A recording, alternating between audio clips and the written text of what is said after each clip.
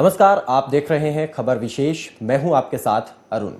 दोस्तों, 1947 में भारत और पाकिस्तान दोनों अलग हो गए थे और दो अलग अलग देश के रूप में इनका अस्तित्व या अपने अस्तित्व में आए थे।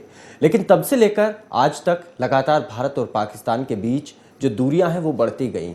जैसे ही अलग हुए उसके साथ साथ ये दूरियां बढ़ती गई, मनमुटाव लगातार बढ़ते गए। हालांकि दोनों देशों की जो जनता है वो आज भी एक ही है, दिल से दिमाग से, लेकिन फिर भी जो राजनीतिक रूप इन दोनों देशों की सीमा पर देखा जा रहा है, राजनीति जो उस पर होती रही है दोनों देशों की तरफ से, उसके भी दुष्परिणाम आज हमारे सामने हैं। उसी बात को लेकर के जैसे जैसे भारत और पाकिस्तान के बीच मतभेद बढ़ते गए और बातचीत होती गई, बातचीत में कुछ समझौते भी होते गए, लेकिन बार बार वो समझौते टूटते हुए नजर आ रहे हैं। अब एक बार फिर से पाकिस्तान लगातार सीज फायर का उल्लंघन कर रहा है और पिछले कुछ समय में उसके जो ये उल्लंघन करने की हरकत है ये लगातार बढ़ती जा रही है। आज सुबह भी इसी तरीके की एक हरकत हुई है जिसमें एक बीएसएफ का जवान शहीद हुआ है और कुछ जवानों को गहरी चोटें भी लगी हैं। तो आज इस मुद्दे पर हम चर्चा करेंगे, लेकिन उससे पहले आपको ये रिपोर्ट दिखाते हैं। एक तरफ तो पाकिस्तान भारत के साथ दोस्ती की बड़ी बड़ी बातें करता है, तो दूसरी तरफ पीठ पीछे वार भी करता है। पाकिस्तान की यही दोहरी नीति उसकी कथनी और करनी में फर्क करती है। हर बार हम धोखा खा जाते हैं और सोचने लगते हैं कि अब वो दिन दूर नहीं जब भारत और पाकिस्तान एक दूसरे के साथ प्यार मोहब्बत से रहेंगे और दोनों तरफ अमन चैन स्थापित होगा।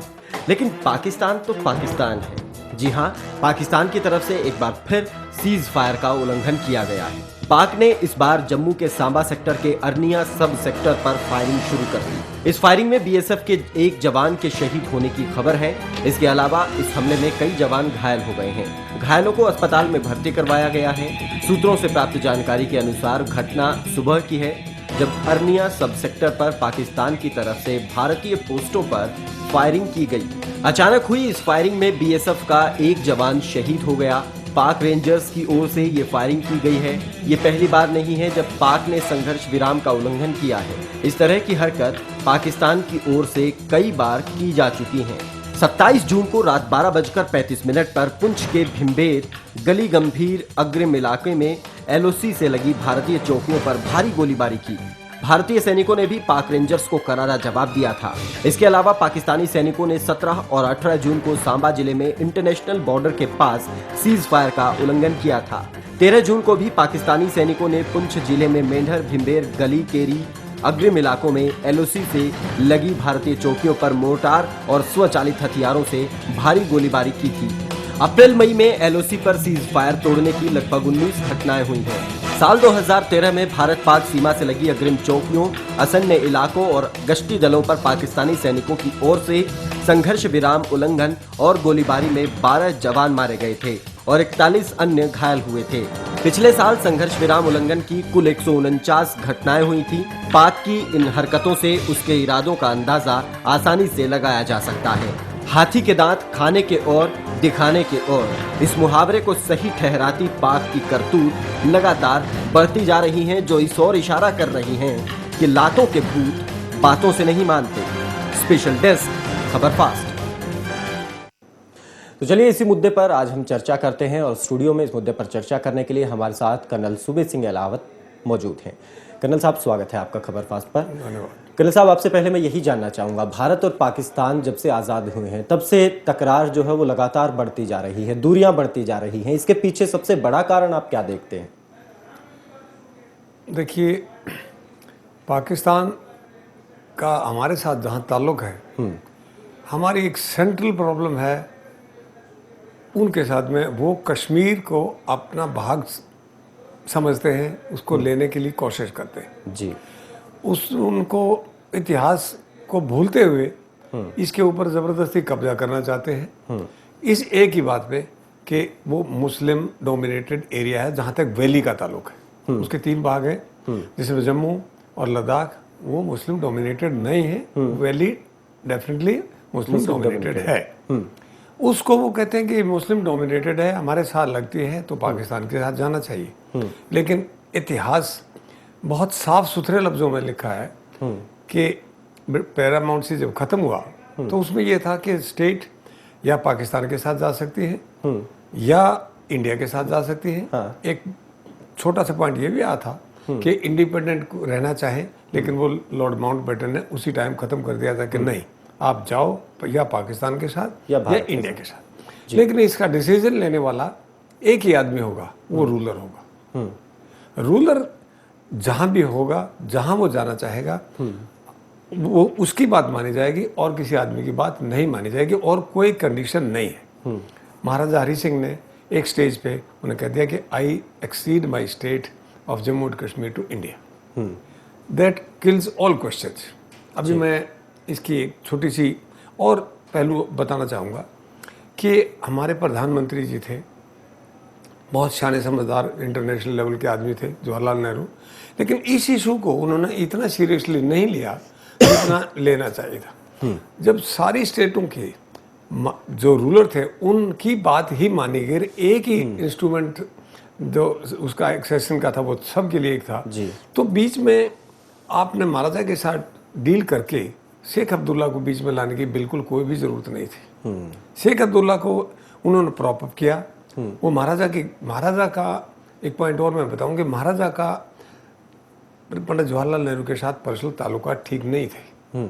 उन्होंने, अगर आपको याद हो, तो वो कश्मीर में जाने लगे तो उन्होंने डोमेल में उनको रुकवा दिया था। लोग तो कहते हैं अरेस्ट कर दिया था, लेकिन उनको वैली में नहीं जाने दिया था।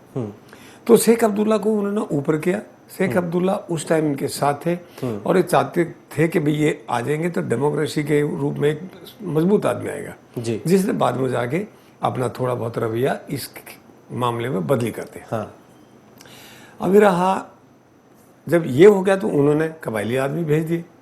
कबायली भी कौन थे? कबायली थे सारे पठान पश्तून जो हमारे साथ थे। अगर आपको याद हो सरदी गांधी, उन्होंने, वो तो जब अलग हुए तो उन्होंने बहुत बुरा माना कि आपने तो you have thrown us to the walls, आपने हमें क्यों छोड़ दिया, आप तो एक तरफ हो गए तो हम तो मारे गए। फिर भी उनके इलाके से लोगों को आर्म्स करके, हथियार देकर और लूट के लिए कश्मीर में भेज दिया गया। कश्मीर भेज दिया तो वो आगे चलते गए।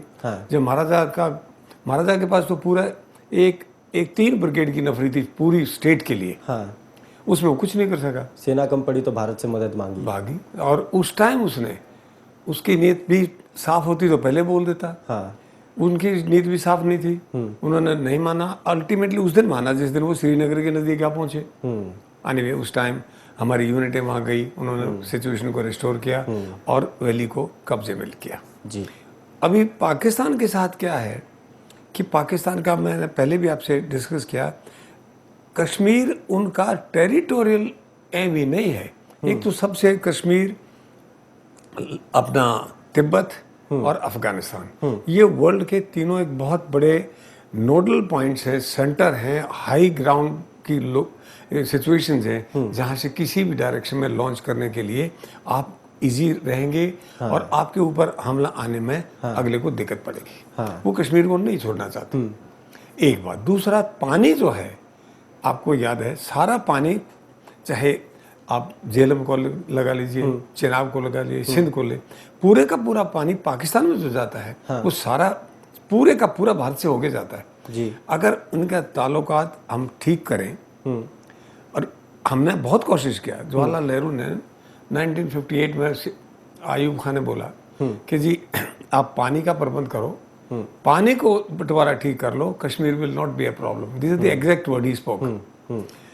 हमने 60 में पानी दिया, 61 में ट्रीटी लागू कर दी। 60% पानी तीनों नदियों का उनके पास है, सारी नदियों का, जिसमें और 40% हमारे पास है। हमारे पास में है सतलुज, ब्यास और रावी, और उनके पास चेनाब, झेलम और सिंध।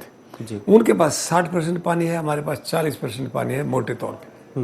ये भी बात हमने मान ली।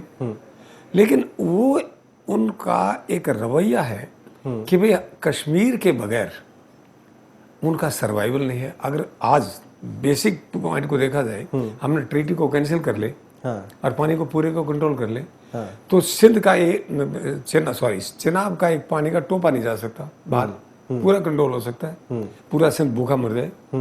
वो उनकी समस्या क्या है कि पानी भी खतरे में पड़ सकता है। ये जो सैयद जिसका हम 2-3 दिन से जिक्र चल रहा है, उसका पॉइंट ही एक है कि भाई वैली में पानी का जो पाकिस्तान के लिए खतरा है, चेनाब का पानी अगर ये कंट्रोल करके डाइवर्ट कर लिया और पंजाब की नदियों में डाल के इंडिया में बाकी हिस्सों में ले आए तो पाकिस्तान के हिस्से में पानी नहीं जाएगा। सबसे बड़ी समस्या ये है। इसीलिए अभी इसमें इतिहास बहुत लंबी चौड़ी कहानी है, लेकिन इसमें पाकिस्तान के लोग जहाँ जिन्होंने पाकिस्तान मांगा वो तो यूपी और बिहार वाले थे। पंजाबियों ने तो, यह तो यूनियनिस्ट पार्टी की गवर्नमेंट थी, इन्होंने तो पाकिस्तान, इन्होंने पाकिस्तान कभी नहीं मांगा। लेकिन ये तो यूं के यहाँ रह गए और वहाँ पाकिस्तान, यहाँ के लोग अप्रूव हो गए, वहाँ चले गए। आज भी पाकिस्तान में पंजाब के जो लोग हैं वही 90% आर्मी है, वही 90% फायदा उठा रहे, वही 90% पॉलिटिशियन है। पंजाब पूरे पाकिस्तान को डोमिनेट कर रहा है। अगर आज शांति हो जाएगी वहाँ पे, बलूचिस्तान अलग होने का पूरा खतरा है, सिंध अलग होने का पूरा खतरा है, कश्मीर में भी अगर ये प्रॉब्लम ना हो तो कश्मीर में भी मामला हल हो जाए उसी वक्त। ये करना नहीं चाहते। और सिविल हम 3 हिस्से जो हम उसके बोलते हैं, बेसिकली 2 लगा लीजिए, अपना एग्जीक्यूटिव और आर्मी। आर्मी उस गवर्नमेंट के नीचे नहीं है, वो गवर्नमेंट के नीचे बिल्कुल नहीं है। ये हमें बिल्कुल साफ समझना चाहिए। अब मुशर्रफ नवाज शरीफ जी 3री बार प्रधानमंत्री बने, तो ये दोनों बार आपको मालूम है कैसे इसको बाहर फेंक के उठा के फेंक दिया, इसकी कोई बात नहीं मानी गई। हमारे प्रधानमंत्री जी गए, हमारे प्रधानमंत्री गए, प्रधानमंत्री उनके रिसीव करे, चीफ ऑफ आर्मी स्टाफ उनके वहाँ पर हाजिर नहीं है, और उसने थोड़े दिन के बाद में कारगिल शुरू कर दिया। यानी आर्मी का वहाँ एजेंडा बिल्कुल अलग है। वो कोई फॉरेन परचेजेस करते हैं, तो इनकी गवर्नमेंट परचेज नहीं करती। जैसे आपने ऑगस्टा हेलीकॉप्टर है तो आपने मिनिस्ट्री डिफेंस को लिया ही नहीं, आर्मी परचेज करती है। आर्मी परचेज करती है। आर्मी वहाँ इतनी पावरफुल है कि they dictate everything to the government. मतलब आर्मी डोमिनेट करती है वहाँ पर पाकिस्तान पर, सरकार के ऊपर भी। और अब जिस तरीके से भारत और पाकिस्तान के बीच कई बार समझौते भी हुए, बैठ के बातचीत भी हुई, और ये भी बात हुई कि आगे हम प्यार मोहब्बत से रहेंगे, शांति से रहेंगे, द्विपक्षीय वार्ताओं से समस्या को सुलझाने की कोशिश करेंगे, लेकिन फिर भी बार बार उल्लंघन होता है। इस पर भी चर्चा करेंगे सर, लेकिन एक छोटा सा ब्रेक हम यहाँ पर ले रहे हैं। ब्रेक के बाद लौटेंगे तो बात करेंगे कि अब जो सीज़ फायर का उल्लंघन हो रहा है, उससे पहले जब शिमला समझौता हुआ 1972 में, 1971 की लड़ाई के बाद उसका भी बार बार उल्लंघन हुआ, तो ये क्यों उल्लंघन होता जा रहा है? क्या इसके पीछे सिर्फ एक ही मकसद है, या क्या सिर्फ एक ही बात निकल के आती है कि लातों के भूत बातों से नहीं मानते? क्योंकि बातें करने की तो बात छोड़ी ही नहीं, बातें करने की जब भी बात हुई, समझौते की बात हुई, द्विपक्षीय वार्ताओं की बात हुई, तो हमेशा उल्लंघन हुआ। छोटा सा ब्रेक, चल लौटते हैं।